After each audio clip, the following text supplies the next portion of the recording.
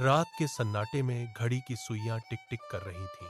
ठीक 2 बजे थे जब अहमद की गहरी नींद उसके मोबाइल की एक तीखी रोशनी से टूट गई। उसने अधखुली आंखों से फोन उठाया और एक अजीब मैसेज देखा जिसने उसकी रूह कंपा दी। स्क्रीन पर लिखा था, अपनी मां को अभी कॉल करो, यह आखिरी मौका है।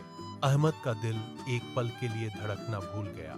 उसने गुस्से और घबराहट के मिले जुल्ले भाव से मोबाइल बंद कर दिया। उसके मन में एक ही सवाल गूंज रहा था, क्या यह कोई भद्दा मजाक है?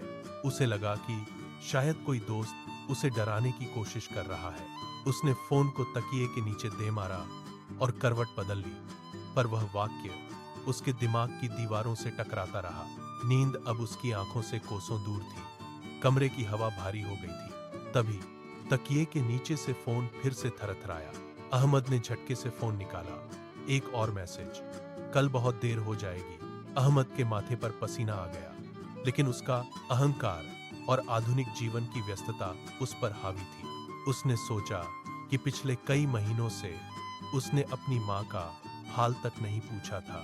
काम का बोझ, मीटिंग्स और शहर की भागदौड़ में वह इतना अंधा हो गया था कि उसे लगा यह सब बस एक स्पैम है। उसने खुद को दिलासा दिया कि सुबह उठकर सब ठीक होगा और जबरदस्ती अपनी आंखें मूंद ली। अनजाने में उस आखिरी चेतावनी को ठुकराते हुए अगली सुबह सूरज की रोशनी खिड़की से छनकर आ रही थी।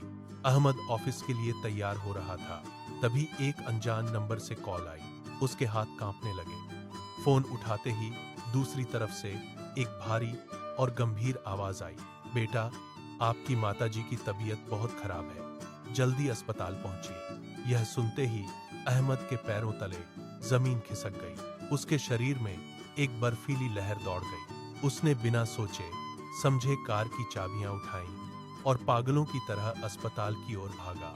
अस्पताल की गलियारों में अहमद की दौड़ती हुई आवाज गूंज रही थी। वह सीधे आईसीयू के अंदर घुसा। वहां उसकी मां सफेद चादरों के बीच बेजान सी लेटी थीं। अहमद ने उनका हाथ पकड़ा, जो बर्फ जैसा ठंडा हो चुका था। मां ने बहुत मुश्किल से अपनी पलकें उठाईं और धुंधली नजरों से अपने बेटे को देखा। उनकी आवाज एक फुसफुसाहट जैसी थी, बेटा, मैं बस एक बार तुम्हारी आवाज सुनना चाहती थी। अहमद के सब्र का बांध टूट गया। उसकी आंखों से आंसुओं का सैलाब बह निकला।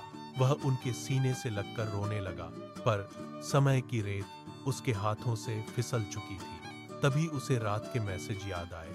उसने कांपते हाथों से फोन निकाला, लेकिन वहां न कोई मैसेज था, न कोई नंबर।